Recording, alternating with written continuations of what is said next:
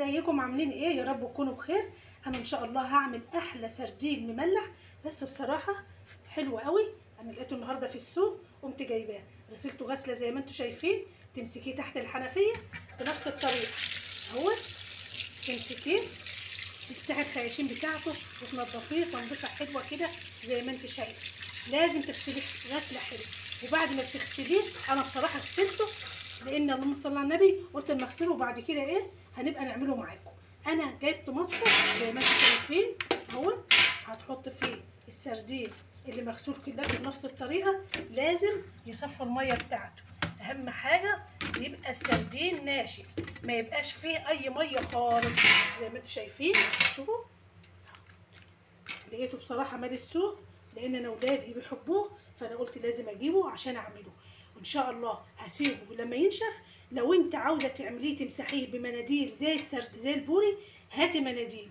لو انت عندك فوطه نظيفه لحاجه زي كده، بس اهم حاجه تغسليها بعد ما بتخلصي بالخل بالكرور باي حاجه، المهم تطهريها وبعد كده تركنيها لحاجه زي كده. لازم يتنشف. لو عندك مناديل قلت لك اعمليه بمناديل، لو ما عندكيش ومش ما بتجيبهاش اعملي برضو حطي على فوطه، مفيش اي مشكله. اهم حاجه اللي السردينه تبقى معاكي بنفس الطريقه ناشفه وحلوه. شوفوا انا جايباه وقلت اسيبه لما يصفي ميته خالص وارجع اوريكم ان شاء الله احلى سردين مملح، احلى من اللي بيجي من بره ان شاء الله. خليكم معانا للاخر وان شاء الله الفيديو هيعجبك.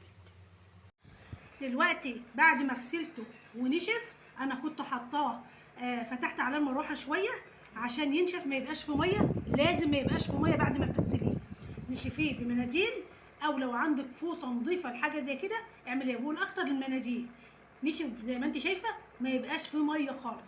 الكيلو السردين بياخد نص كوبايه ملح. لو عندك ملح خشن حطي معاكي معلقه بابريكا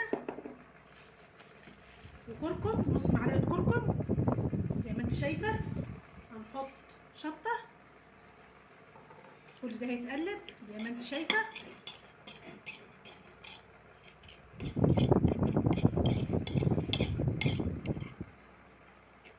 زي ما انت شايفه،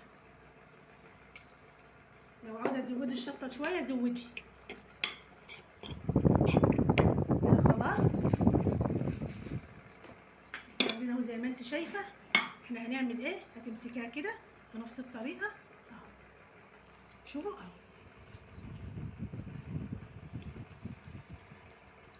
كلته بنفس الطريقه. خلي بالك انا ما عنديش ملح خشن، بس انت لو في ملح خشن هاتيه. هتملي الخياشيم بتاعته وبنفس الطريقه. شوفوا اهو اهو، برضو هتجيبي برضو بنفس الطريقه اهو. اهم حاجه ما يبقاش فيه ميه. السردين ما بيقعدش زي الفسيخ، وكمان احنا في الحر ما تطولش عليه، كتيره 4 ايام، من 4 ايام ل5 ايام. كده خلصنا الكميه خلال زي ما انت شايفه. هنرصها بقى رصه حلوه كده.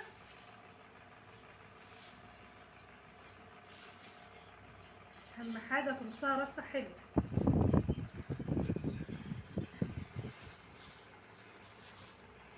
اهي حط في الاكياس كلها بنفس الطريقه. هو على فكره هيتحط كلته مع بعضه، مش يعني ايه الكيس هيبقى كبير ان شاء الله. اكياس التلاجة ديت، بس انا جبت واحد كبير، ممكن تعمليه في الكيس بتاع التلاجة زي ما انت شايفه.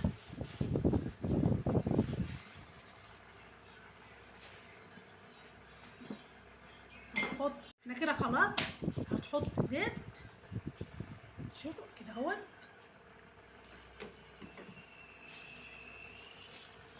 نفس الطريقه. هنقفل بقى عليه كده.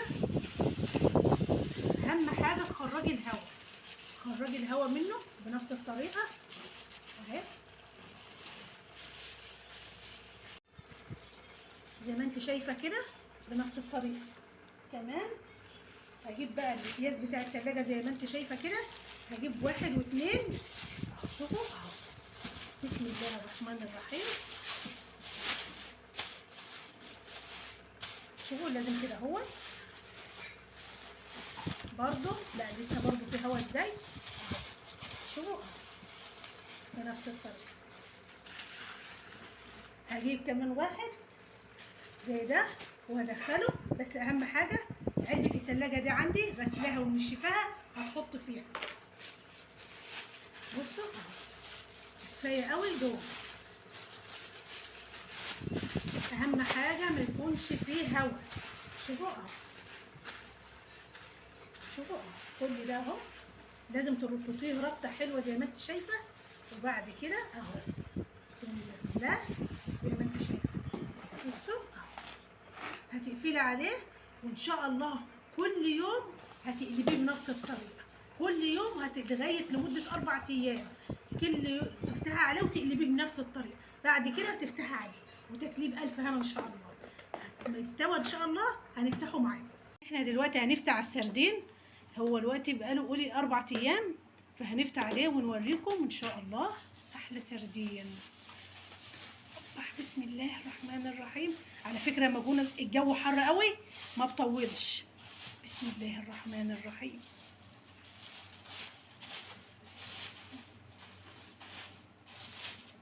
اهوت انا كنت حطاها في كام. بسم الله بسم الله بسم الله ما شاء الله. هنفتح واحده قدامكم كده، لو عاوزه تخليه اخليه.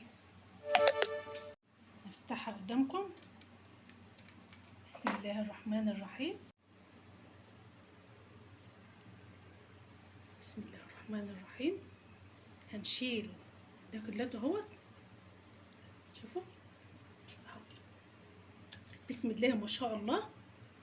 هنجيب ايه بقى؟ يبقى محتاجه بقى ايه؟ شويه عيش كده بلدي حلوين، والليمونه ديت نحوش كل ده. شوفوا بقى زبده. على فكره لما تكوني في الصيف بخلاف الشتاء عامل ازاي بصراحه والله العظيم جميل، احلى من اللي بالشارع. هنخليه كلته وهوريكم انا هعمله ازاي. هتحطوه في علبه التلاجة وتحطوه في التلاجة، ولما تكوني محتاجه منه تطلعي. بس خليكي معانا للاخر وان شاء الله الفيديو هيعجبك. انا دلوقتي خلاص زي ما انتم شايفين، انا كنت هفتحه وهجيب علبه التلاجة واحطه واعمل نفس الطرنشات بتاع الليمون ديت واحطه في الارضيه وافتح السردين واقوم حطاه رصاه. بس هم عاوزينه بنفس الطريقه عشان بيحبوا يفتحوه بايديهم هم.